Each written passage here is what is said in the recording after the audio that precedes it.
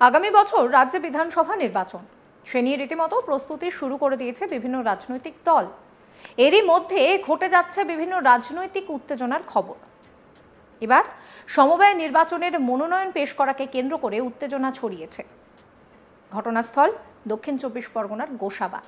জানা গিয়েছে, গোসাবায় কৃষি সমবায় নির্বাচনের মনোনয়ন জমা দেওয়াকে কেন্দ্র করে উত্তেজনা ছড়ায়, যার জেরে রাঙ্গাবেলিয়ার শাওমোড়ে তৃণমূল ও বিজেপি কর্মীদের মধ্যে রীতিমতন হাতাহাতি বেঁধে যায়। বিজেপি কর্মীদের মোবাইল কেড়ে নিয়ে ভেঙে দেওয়ার অভিযোগ সামনে আসে। ঘটনাকে কেন্দ্র করে ব্যাপক চাঞ্চল্য ছড়ায় এলাকায়। খবর পেয়ে পরিস্থিতি সামাল দিতে ঘটনাস্থলে যায় বিশাল পুলিশ বাহিনী। গোসাবা থানার ওসি ত্রিদেব মল্লিক দুপক্ষকেই সরিয়ে দেন। এলাকায় এখনো চাপা উত্তেজনা রয়েছে, সেই ছবি আপনাদেরকে দেখাবো।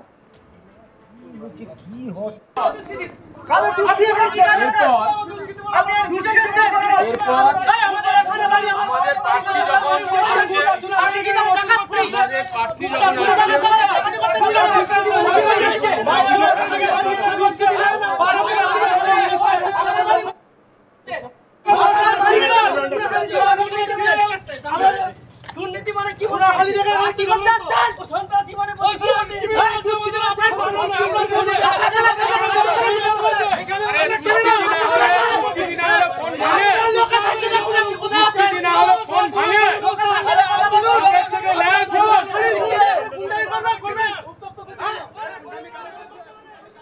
ঘটনার জেরে মনোনয়ন পেশ করতে পারেননি বিজেপি প্রার্থীরা। নতুন করে অশান্তি এড়াতে এলাকায় মোতায়েন করা হয়েছে বিশাল পুলিশ বাহিনী। বিজেপি নেতা সঞ্জয় কুমার নায়ক কি বলছেন শোনাবো আপনাদের। এই যে বাগবাগান কৃষি সমবায় লিমিটেডের যে নির্বাচন আগামী দিনে হবে, তার নমিনেশনের দিন ছিল আজ। আমাদের প্রার্থীরা যখন নমিনেশন দেওয়ার জন্য আমাদের মণ্ডল সভাপতি সহ স্থানীয় নেতৃত্ব আমি যখন নেওয়ার জন্য ওই ব্যাংকের দিকে যাওয়া হচ্ছিল, তখন ওই ছাওয়ার মোড়ে স্থানীয় তৃণমূলের সমস্ত দুষ্কৃতী শাওমোড়ে তারা আটকায়, আমাদের যেতে দেয় না, শুধু বলে যে প্রার্থীরা যাবে। পরে প্রার্থীরা যখন যাওয়ার ব্যবস্থা করে দিলাম, সেই প্রার্থীদের ভোটার কার্ড আধার কার্ড তারা চেক করতে থাকে এবং বিভিন্ন অসভ্য গালিগালাজ চলতে থাকে। স্থানীয় পুলিশকে যখন ফোন করার জন্য আমি ওসিকে ফোন করার জন্য ফোন বের করেছি, ঠিক সেই সময় একজন তৃণমূলের দুষ্কৃতী অসীম মণ্ডল সে এসে আমার পকেট থেকে ফোন বের করে ওইখানে আছাড় মেরে ভেঙে দেয়। তারপরে অসভ্য গালিগালাজ, পরিস্থিতি উত্তপ্ত, যাতে করে আমরা কেউ নমিনেশন না দিতে পারি। গোটা পশ্চিমবঙ্গ জুড়ে এটা চলছে গতকাল থেকে।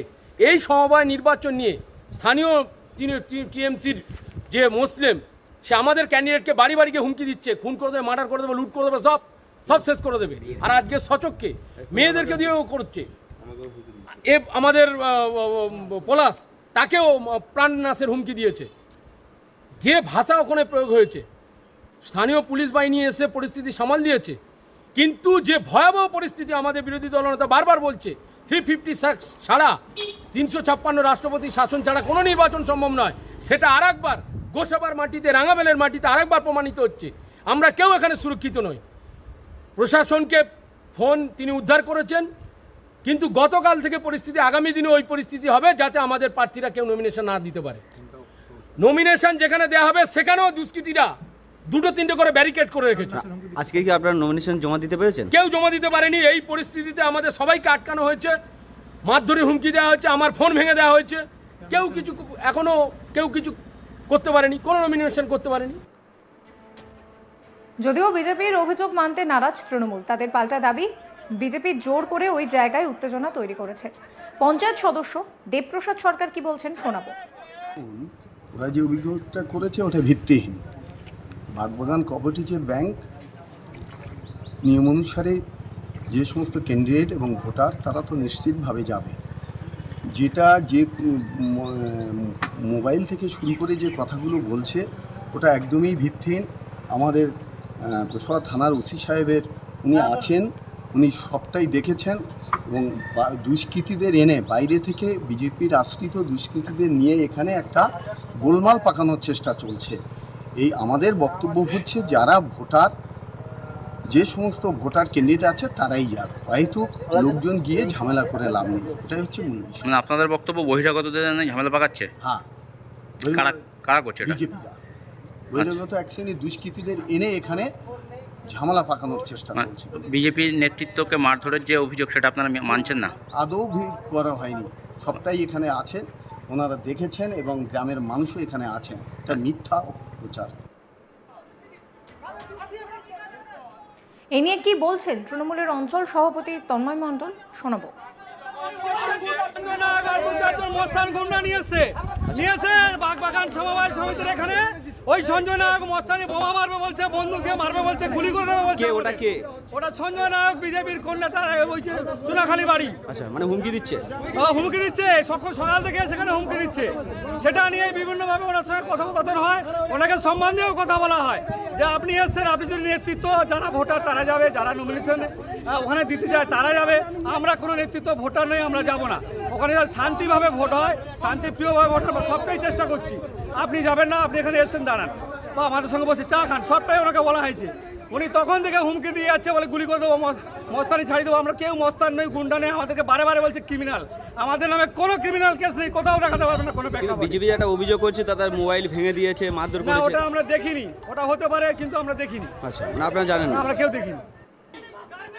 26-এর নির্বাচনের আগেই সমবায় নির্বাচনকে কেন্দ্র করে রীতিমতন উত্তেজনা পরিস্থিতি তৈরি হচ্ছে। নির্বাচনে মনোনয়ন পেশ করাকে কেন্দ্র করে এবার উত্তেজনা ছড়ালো দক্ষিণ 24 পরগনার গোসাবায়। জানা গিয়েছে, গোসাবায় কৃষি সমবায় নির্বাচনের মনোনয়ন জমা দেওয়াকে কেন্দ্র করে উত্তেজনা ছড়ায়, যার জেরে রাঙাবেলিয়ার শাওমোড়ে তৃণমূল ও বিজেপি কর্মীদের মধ্যে হাতাহাতি শুরু হয়।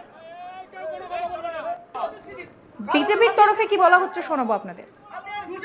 এই যে বাগবাগান কৃষি সমবায় লিমিটেডের যে নির্বাচন আগামী দিনে হবে, তার নমিনেশনের দিন ছিল আজ। আমাদের প্রার্থীরা যখন নমিনেশন দেওয়ার জন্য আমাদের মণ্ডল সভাপতি সহ স্থানীয় নেতৃত্ব আমি যখন নেওয়ার জন্য ওই ব্যাংকের দিকে যাওয়া হচ্ছিল, তখন ওই ছাওয়ার মোড়ে স্থানীয় তৃণমূলের সমস্ত দুষ্কৃতী শাওমোড়ে তারা আটকায়, আমাদের যেতে দেয় না, শুধু বলে যে প্রার্থীরা যাবে।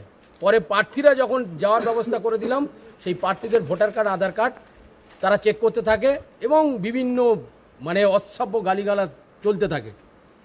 স্থানীয় পুলিশকে যখন ফোন করার জন্য, আমি ওসিকে ফোন করার জন্য ফোন বের করেছি, ঠিক সেই সময় একজন তৃণমূলের দুষ্কৃতী অসীম মণ্ডল সে এসে আমার পকেট থেকে ফোন বের করে ওইখানে আছাড় মেরে ভেঙে দেয়।